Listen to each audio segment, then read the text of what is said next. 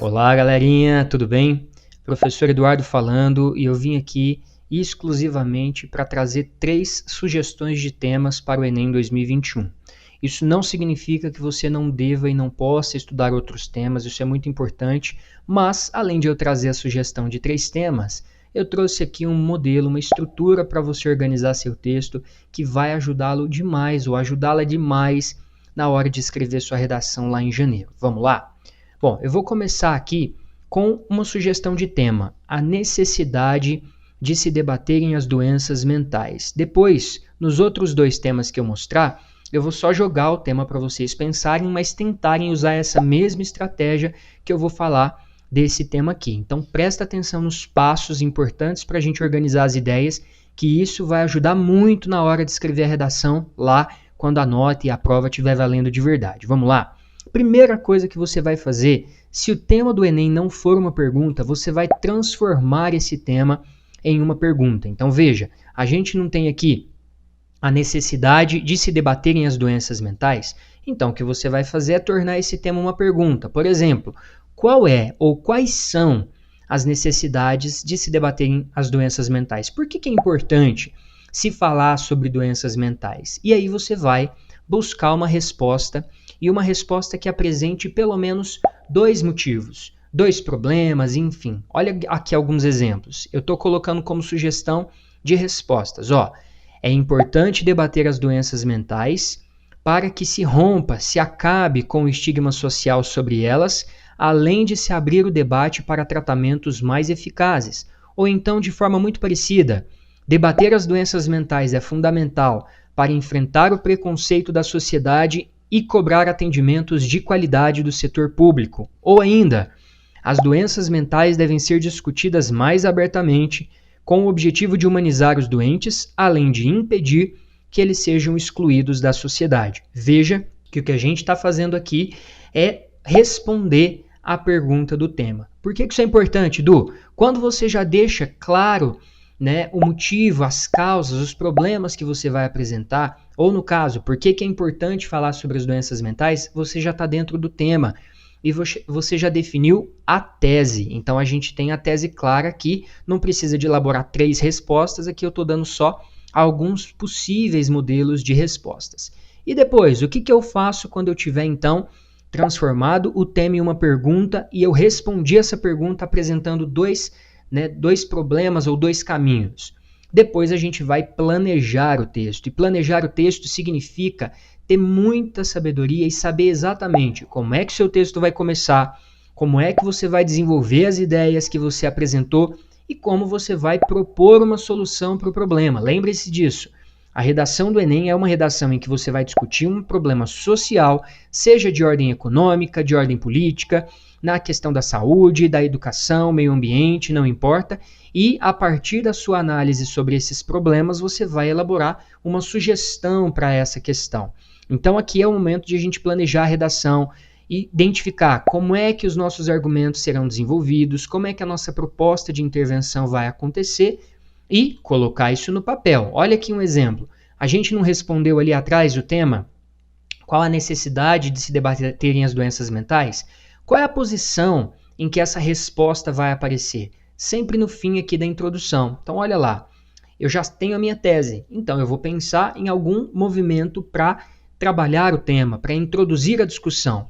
E eu costumo dizer para os meus alunos que a introdução ela segue pelo menos 3 movimentos: contexto, tema e tese. Ou seja, você vai buscar algum fato histórico, você vai buscar algum personagem, alguma letra de música, algum fato real recente que tenha acontecido, que esteja relacionado ao tema, para que você use aquela resposta que a gente começou a aula falando sobre ela, aqui no finalzinho da introdução. Olha aqui uma ideia. Eu começo, por exemplo, falando do Hospital Psiquiátrico de Barbacena, numa cidade de Minas Gerais, onde se estima que 60 mil pessoas tenham morrido. E eu vou relacionar essa ideia do Hospital Psiquiátrico de Barbacena a uma ideia de que o doente mental é louco. Existe uma associação, que durou até pouquíssimo tempo atrás, do doente mental como alguém que precisa de ser afastado da convivência social. E aí eu estou chegando no século XXI. Então, no século XXI, a gente ainda tem as doenças mentais sendo silenciadas, sendo pouco faladas pelas pessoas, pela persistência dessa ideia, entre aspas, de anormalidade. E aí a gente termina com uma daquelas respostas. Olha aqui o parágrafo inteiro para você ver como é que fica clara a ideia e a abordagem temática. No século XX, no Brasil, o Hospital Psiquiátrico da cidade de Barbacena, Minas Gerais, tratava doentes mentais de forma violenta, com tratamentos de choque e isolamento. Estima-se que 60 mil pessoas morreram no local.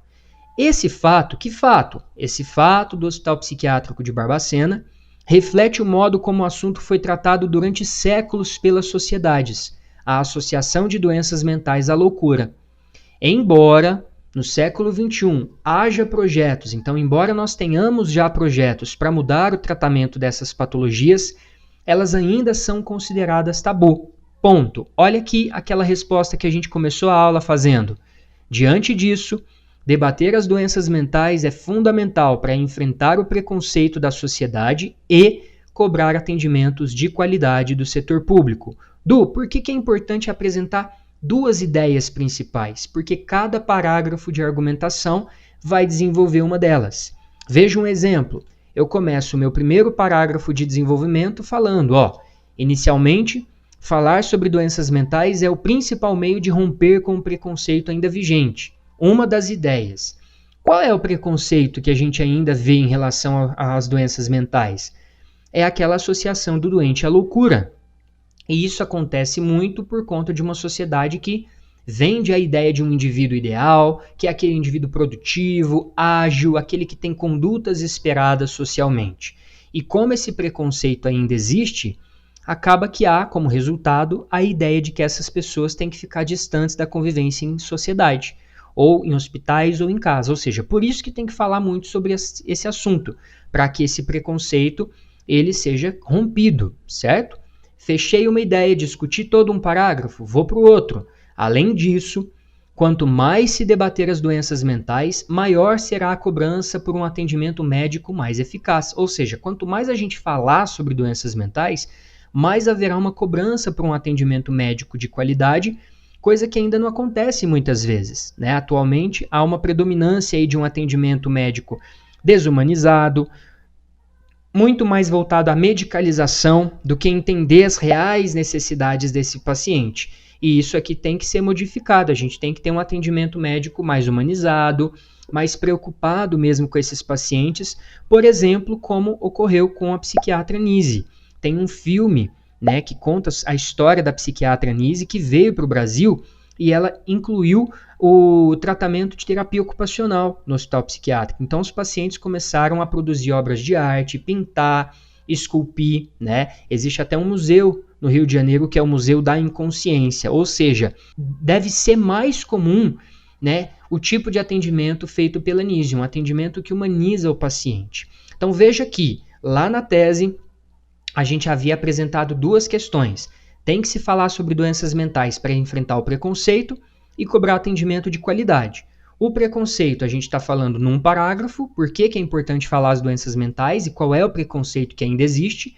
No outro parágrafo, que também é importante falar sobre doenças mentais para buscar um atendimento de qualidade, diferente do que ainda há na maioria dos atendimentos médicos atualmente, que é um atendimento pouco humanizado e pouco voltado para as reais necessidades desses pacientes.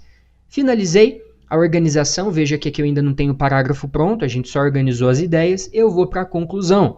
E nessa conclusão, eu já tenho que ter pensado antecipadamente em qual é a alternativa que eu quero dar para aquele problema. Veja só, primeira coisa da conclusão, a gente retoma as ideias apresentadas. Desse modo, é necessário que a sociedade amplie as discussões sobre doenças mentais no Brasil. Não é sobre isso que a gente falou? A importância de se falar mais sobre esse assunto? Como que talvez a sociedade pode ampliar mais as discussões sobre as doenças mentais no Brasil? Para isso, cabe inicialmente aos veículos midiáticos. Então, eu estou aqui definindo só como exemplo que a televisão e as redes sociais, né, têm um poder de fazer o quê? Trazerem à tona esse tema. É a minha ação. Como que as televisões e as redes sociais podem trazer mais à tona esse tema? Por meio de programas, sejam entrevistas com pessoas que sofrem com transtornos mentais e novelas que os explorem em personagens. Então eu estou trabalhando um exemplo de como esse assunto pode ser mais evidenciado. Para quê? Qual é o efeito disso? Para que haja a percepção de que se deve tratar essa questão com humanidade. Lembrem que a gente falou do atendimento desumanizado no parágrafo anterior?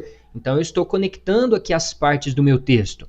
E esses indivíduos sejam efetivamente incluídos e não tratados como ocorreu durante décadas em Barbacena. Você está vendo que eu peguei aqui como gancho o elemento que eu usei para abrir a minha redação? Acontecia aquela realidade em Barbacena. Com essa proposta aqui, por exemplo, a gente vai chegar num espaço, numa sociedade que trate as pessoas com doenças mentais com humanidade e que se distancie da realidade que ocorreu em Barbacena. Se eu montar esse texto desenvolvendo todas as minhas ideias, eu tenho uma redação seguramente muito próxima da nota máxima, ok? Então fica esse esquema aqui, a necessidade de se debaterem as doenças mentais, e eu vou trazer outras duas sugestões, né? Antes de mais nada, passo 3, você vai escrever o seu rascunho, você vai revisar as partes gramaticais do seu texto, coesão, coerência, se você repetiu muito uma palavra, se você acentuou todas as palavras.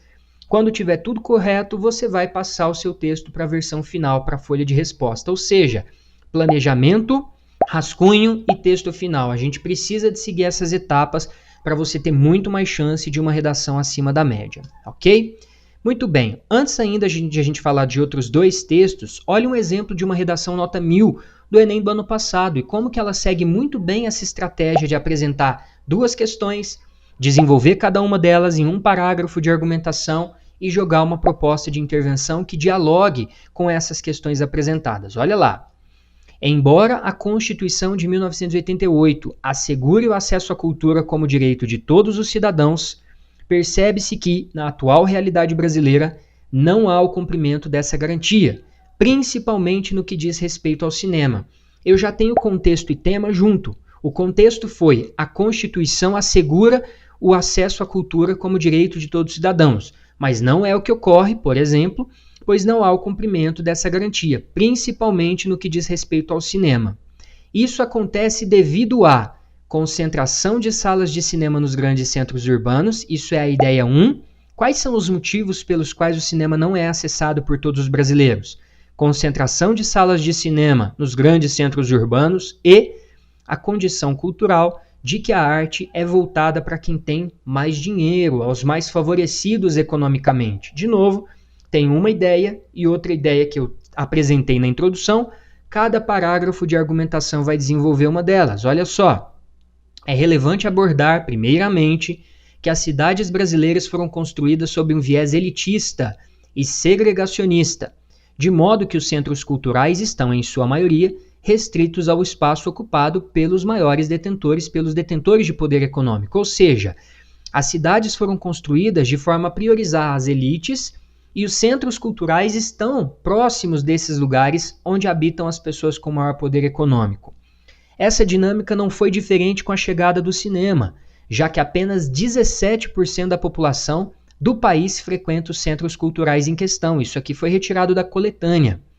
Nesse sentido, observa-se que a segregação social, evidenciada como uma característica da sociedade brasileira, por Sérgio Buarque de Holanda no livro Raízes do Brasil, se faz presente até os dias atuais, ou seja, essa ideia de segregar a sociedade existe até hoje, por privar a população das periferias do acesso à cultura e ao lazer que são proporcionados pelo cinema. Então apresentamos essa desigualdade, social que está ligada à cultura.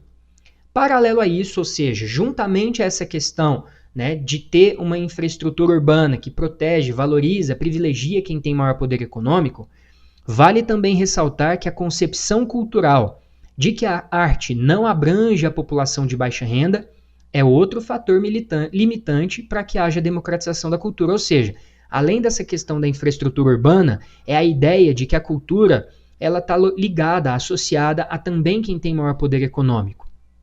Isso é retratado no livro Quarto de Despejo, de Carolina Maria de Jesus, o qual ilustra o triste cotidiano de uma família em condição de miserabilidade e assim mostra como o acesso a centros culturais é uma perspectiva distante da realidade. Então essas pessoas que vivem aí em miséria não veem a cultura como algo próximo, algo que elas possam participar. Não necessariamente pela distância física, mas pela ideia de não pertencer a esses espaços. Então, é a ideia de que a arte, a cultura não é para mim, porque as minhas preocupações são outras. Eu tenho que me preocupar com a alimentação, pagar as minhas contas. Então, o texto discutiu aí uma questão física da estrutura urbana e uma questão social, a ideia de que a cultura é restrita a quem tem maior poder econômico. E, portanto, a gente tem aqui no último parágrafo uma proposta de intervenção. Então, dessa forma, pode-se perceber que o debate acerca da democratização do cinema é imprescindível para a construção de uma sociedade mais igualitária. Então é importante falar sobre isso. Nessa lógica, é importante o quê? Que o Ministério da Economia, meu agente, destine verbas para a construção de salas de cinema de baixo custo ou gratuitas nas periferias brasileiras. É a minha ação. Por meio da inclusão de seu objetivo na base de diretrizes orçamentárias. É o modo como o governo vai conseguir isso. Para quê? Com o intuito de democratizar o acesso à arte, o meu efeito. Além disso, cabe às instituições de ensino, outro agente, promover passeios aos cinemas locais desde o início da vida escolar das crianças. Ação, mediante autorização e contribuição dos responsáveis. Então tem que ter a autorização e a contribuição dos pais, dos responsáveis. Para quê? A fim de desconstruir a ideia de elitização da cultura, sobretudo em regiões carentes. Feito isso, a sociedade brasileira poderá caminhar para a completude da democracia no âmbito cultural. Então veja que aqui nesse caso a gente tem duas propostas, uma que está enfrentando o primeiro problema apresentado e uma que está enfrentando o segundo problema apresentado. Então isso também é uma possibilidade.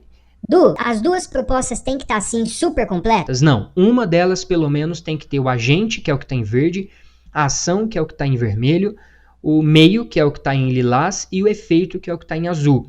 E um desses elementos tem que ser detalhado, é o que acontece aqui nessa segunda proposta. Veja, eu tenho uma finalidade, desconstruir a ideia de elitização da cultura, e, numa situação mais ampla, a sociedade brasileira caminhará para a completude da democracia no âmbito cultural.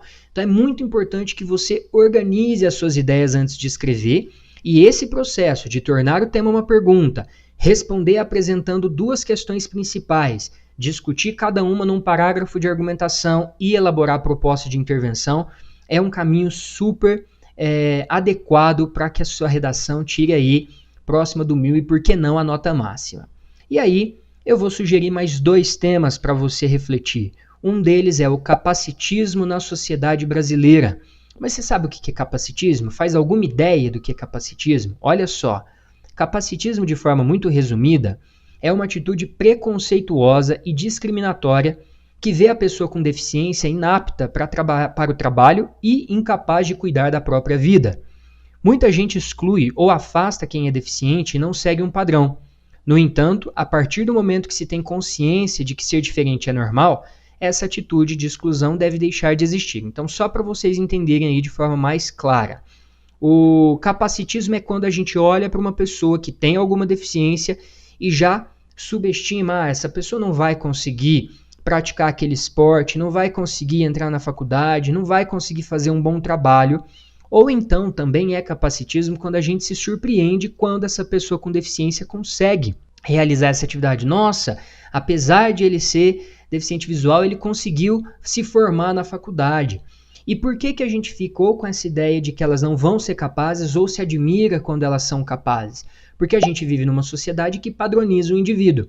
Então, se o tema, por exemplo, fosse o capacitismo na sociedade brasileira, eu jogaria a seguinte pergunta: por que ocorre esse comportamento capacitista na sociedade brasileira? Olha uma possibilidade de resposta. O capacitismo é fruto de uma sociedade que padroniza o indivíduo, entre aspas, ideal, e da pouca visibilidade dada aos deficientes na sociedade brasileira. Então a gente poderia trabalhar em cada um dos parágrafos de argumentação uma dessas ideias.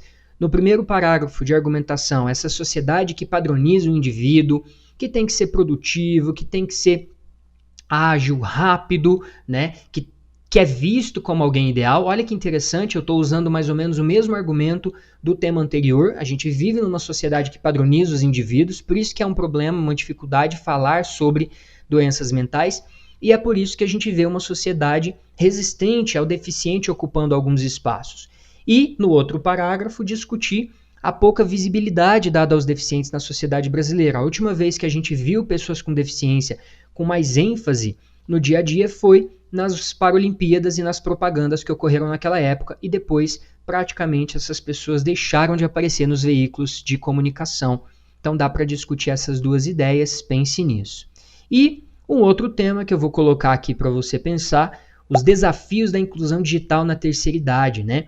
Claro que esse é um problema, é uma questão que ficou ainda mais evidente agora com a pandemia, mas já era um problema anteriormente. Então olha que interessante, a gente vive numa sociedade em que a comunicação e a interação diária entre os indivíduos é extremamente importante. E por muito tempo este diálogo foi mantido de forma tradicional, sem aparatos tecnológicos. Então tudo era feito de forma manual até chegar em aparelhos como o telefone. Hoje em dia, nós temos tecnologia que superam muito a interação via ligações telefônicas. Isso porque a internet veio e se tornou o principal veículo de conexão social. E a gente consegue interagir com todo mundo. Ainda é possível realizar tarefas que antes eram bastante complicadas ou até levavam dias, pagar uma conta, transferir um dinheiro. Não estar conectado ou não saber como usar os meios digitais pode gerar sérios problemas sociais, entre eles a exclusão digital, que limita o acesso a informações e a plena comunicação para qualquer pessoa. O recorte aqui é desafios da inclusão digital na terceira idade.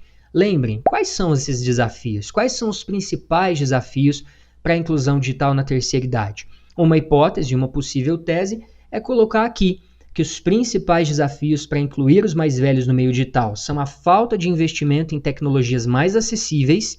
Então, quando a gente pensa no celular, nas plataformas como Netflix, YouTube, muitas vezes elas não são planejadas ou pensadas para acessibilidade, para facilitar o acesso de pessoas mais velhas. Isso pode ser considerado um desafio, que inclusive se torna mais reforçado na atualidade com a pandemia, já que é muito difícil para as pessoas mais velhas aí que vivem sozinhas usarem essa tecnologia no dia a dia delas, além do pouco diálogo das gerações mais novas com os idosos. Então também existe essa questão de os mais novos, os adultos, por conta dessa rotina muito acelerada de trabalho, de estudos, não terem tempo ou não terem disposição, interesse em acolher os mais velhos no uso dessas ferramentas. Novamente, discutiríamos um aspecto num parágrafo de argumentação e o outro aspecto no outro parágrafo, lembrando de elaborar uma proposta de intervenção sempre completa para essas questões apresentadas, tudo bem?